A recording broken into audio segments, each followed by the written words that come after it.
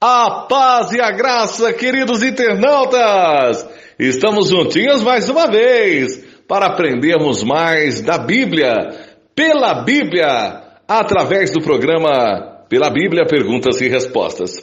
Hoje quem faz a pergunta é a irmã Cleide Soares, da cidade de Itapetininga, em São Paulo. Um bom dia na graça e na paz de nosso Senhor e Salvador Jesus. Mais uma vez estamos aqui, trazendo para você sempre o melhor da informação bíblica.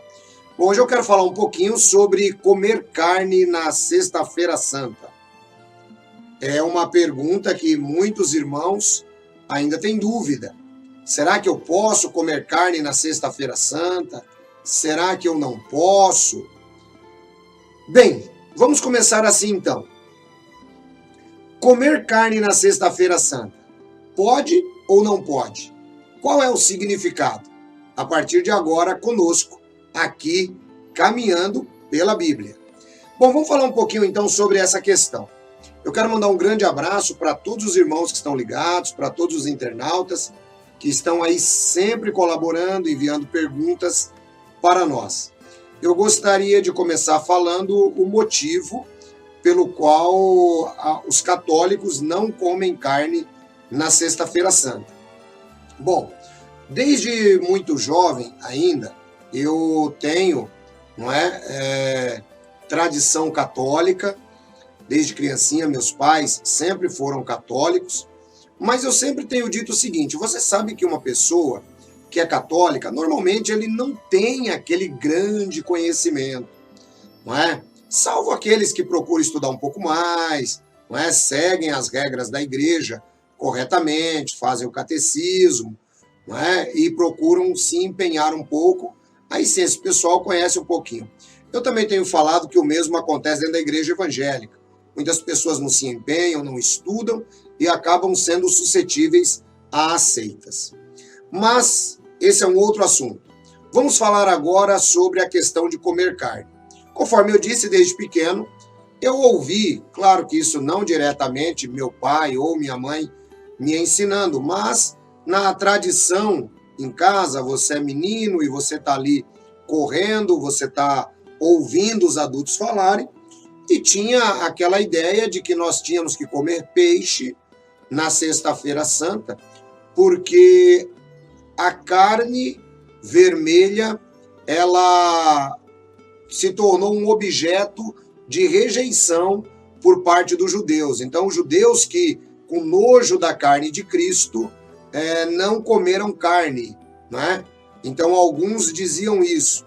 Outros diziam, olha, já por esse motivo é que nós podemos comer. Outros, já indicando diferente, que não comer carne seria um respeito, porque a carne e o corpo de Cristo representavam a vida eterna, de modo que na Sexta-feira Santa não poderia comer carne porque ele foi martirizado. Então, vários mitos você acaba ouvindo. E eu sei que hoje, Sexta-feira Santa, Sexta-feira da Paixão, alguns irmãos já compraram peixe, já está tudo preparado aí na geladeira. Então eu quero falar para você, nós vamos entender direitinho essa questão. Primeiro, vamos saber o seguinte: o carnaval, ele tem tudo a ver com esse momento que nós estamos vivendo agora, da Sexta-feira Santa. O carnaval, que eu já tratei aqui no canal, nós falamos sobre o carnavales, né? Ou seja, a festa da carne, e nós explicamos que durante esse momento as pessoas se empenhavam nas festas, as pessoas entravam em orgias, as pessoas comiam muito, bebiam muito, e devido a esse motivo, o que é que ocorria? A Igreja Católica, ao incorporar o carnaval, né, como festa tradicional também cristã, né, podemos dizer assim, o nome carnaval, né, que nós conhecemos aqui latinizado, ele já vem desde que isso nós temos a nossa tradição católica. Então, o que é que ocorreu? A igreja ela não se conforma muito com aquela ideia. A igreja sabia que aquela festança estava errado, né, que aquelas orgias estavam erradas. A igreja sabia de tudo isso. Então, para amenizar a consciência do fiel, o que é que a igreja faz? Ela institui, então, a quarta-feira de cinzas. A quarta-feira de cinzas, para que ela serve? Ela serve como uma espécie de indicador que, olha, a farra acabou e agora está começando um período de penitência. Então, neste período de penitência, você deve agora mortificar as obras da carne. Então, é por isso. Começa, então, na quarta-feira de cinzas. Na verdade, os bons católicos não comem carne durante o período que nós conhecemos como quaresma, durante todo o período de 40 dias, que vai da quarta-feira de cinzas até a Páscoa, né, que é a semana que nós estamos vivendo. Culminando assim na sexta-feira da Paixão. Se você contar, você vai ver que vão dar 40 dias exatos, né? Conforme já citamos, chama-se o período da quaresma. Muito bem, então o católico, que é católico de verdade, o que é que ele faz? Ele não come carne não só na sexta-feira santa. Ele não come carne em nenhuma sexta-feira da quaresma. E ele também não come carne em nenhuma quarta-feira da quaresma. Lá em casa nós fomos criados dessa maneira, né? Minha mãe tinha uma tradição muito forte no catolicismo. E aí, então, o que é que aconteceu? Com o passar do tempo, é conforme eu sempre digo, a religião ela é dinâmica, ela vai mudando, não é? Mas a tradição permaneceu. De modo que se você, por exemplo, procurar no Código de Direito Canônico da Igreja Católica, você não vai encontrar uma proibição. Não vai ter nada lá escrito que é proibido comer carne vermelha. Mas a igreja adotou este princípio pelo seguinte: eram 40 dias de penitência. Durante esses 40 dias de penitência, a pessoa deveria agora meditar na sua vida espiritual. Ele deveria evitar os luxos e comer carne, inclusive nessa ocasião, era um luxo. Mas é interessante que os católicos que não entenderam, o que é que eles fazem? Eles compram bacalhau, que é um preço até muito mais elevado do que a carne, não é? Desvirtuando completamente o princípio que a Igreja Católica havia colocado, que era o da penitência. Durante esse período também, as pessoas elas se abstêm muito mais da bebida, do cigarro e de coisas que pareçam trazer algum tipo de prazer para a carne. Esse é o período da quaresma, tá legal? Então, está aqui explicado para você a tradição católica, o motivo pelo qual não comem carne, está ligado, conforme eu citei, ao período da quaresma, que começa na quarta-feira de cinzas e vem até essa semana da Páscoa, tá bom? E nós, cristãos, como devemos nos comportar diante desta situação? É proibido, não é proibido? O que fazemos? Bem, vamos começar lendo aqui na Bíblia, no livro de Romanos, capítulo 14, versículo 3, o que está escrito: o que come, não despreze o que não come, e o que não come, não julgue o que come, porque Deus o recebeu por seu. Perceba que a Bíblia, ela já começa claramente indicando para os cristãos que a comida não deveria ser uma disputa, não deveria ser algo de divergência para os cristãos. Isso seria algo secundário. Eles deveriam olhar para Cristo, não olhar se o outro cristão estava comendo carne, se o cristão estava comendo peixe, se o cristão estava comendo ave. Não, essa não deveria ser a disputa dos cristãos. Na verdade, a disputa deveria ser manter a doutrina do Cristo e esta intacta. 1 Coríntios, capítulo 10, versículo 31, está escrito: portanto, quer comais, quer bebais, ou façais qualquer outra coisa, fazei tudo para a glória de Deus. Note que qualquer coisa que nós venhamos a fazer deve ser para a glória de Deus. Então, se o cristão ele decidir por livre e espontânea vontade, olha, eu quero me eximir de comer carne durante a sexta-feira? Ele pode, ninguém tem que criticá-lo.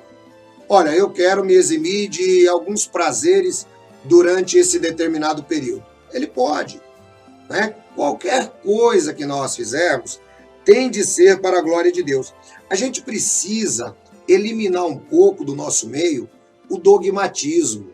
Eu sei que para muitos cristãos é difícil, talvez pela sua formação, alguns talvez foram criados em seitas, e as seitas elas são polarizadoras, não é? Elas se acham como sendo o único canal de comunicação de Deus na Terra, colocam tudo aquilo que está fora dela como errado. O cristão tem que evitar isso. O bom senso deve prevalecer entre os cristãos. Santo Agostinho dizia o seguinte, que nas coisas essenciais, aquilo que realmente está ligado a Jesus Cristo, à doutrina cristã, então nas coisas essenciais nós temos unidade. Nas coisas periféricas, o amor deve gerir. Não é? De modo que se nós trabalharmos dentro dessa visão de Santo Agostinho, nós vamos ter uma facilidade muito grande em conviver com os nossos irmãos, vamos ter uma facilidade muito grande em tolerar os erros dos nossos irmãos, nós vamos ter uma facilidade muito grande em aprender aquilo que a palavra de Deus nos ensina, desde que nós não venhamos a polarizar, desde que nós não venhamos a ser dogmáticos, não é? Por exemplo, o católico que hoje não come carne, ele deve ser respeitado. Ele deve ser respeitado. O cristão que come carne também deve ser respeitado, porque conforme disse o apóstolo Paulo, Deus aceitou a ambos. Portanto, nós não podemos, de maneira nenhuma, ser dogmáticos. A Bíblia nos diz que o reino de Deus não é comida nem bebida, mas alegria e paz no Espírito Santo. De modo que nós respeitamos a tradição católica, mas, como o próprio nome sugere, é uma tradição da Igreja Católica. O cristão não está debaixo de obrigatoriedade alguma.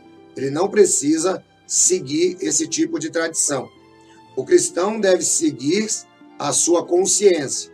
Romanos capítulo 14, versículo 23, nos diz que tudo aquilo que não vem da fé é pecado. O apóstolo Paulo diz que se você come na dúvida, você já está pecando. Então, talvez nesse momento eu estou falando com irmãos que têm aí a sua tradição católica um pouco aflorada. Se o irmão disser que não vai comer carne, não tem problema nenhum. Se o irmão disser que vai comer carne, não tem problema nenhum. Não é a comida ou a bebida que vai nos recomendar a Deus. Deus abençoe todos vocês, um grande abraço, mais uma vez esclarecendo biblicamente e historicamente os pontos que você precisa saber. Fique na graça e na paz de nosso Senhor e Salvador Jesus. Até o nosso próximo encontro pela Bíblia. Obrigado, irmão Edson Reis, muito obrigado. Olha aí, gente, é o que Jesus sempre quis, que nós tivéssemos conhecimento verdadeiro do sagrado. E esse programa tem sido uma fonte de luz na vida das pessoas. Por isso, inscreva-se aqui no programa. Inscreva-se. Deixe o seu like, acione o sininho, assim você não perde nada. E claro também, venha para o lado da luz, a luz do Senhor Jesus. Quanto mais a gente aprende, mais perto nós estamos da fonte da luz que é o Senhor Jesus Cristo. E claro também, compartilhe, porque assim você estará levando essa luz para outras pessoas, que também é outra coisa que Jesus queria, que nós compartilhássemos com o nosso próximo. Tudo de bom tem que ser compartilhado. É isso aí também, olha. Não esqueçam, nós estamos nas redes sociais, assim você pode dar os seus comentários, você pode divulgar ainda mais o programa, e aí você estando junto com a gente em cada evento, em cada situação que o programa faz para você. Tá aí, se inscreveu? Acionou o sininho? Deu o seu like? Joia, é isso aí. Então o que falta agora? Falta você compartilhar. Compartilhe com quem você gosta o programa Pela Bíblia, Perguntas e Respostas. Mas nós estaremos de volta, se o nosso papai amado, o nosso Deus maravilhoso permitir. Então eu deixo com vocês um abraço em nome de toda a equipe do programa e pedimos que nosso Deus nos abençoe para um próximo programa. Tchau, pessoal, até o próximo programa.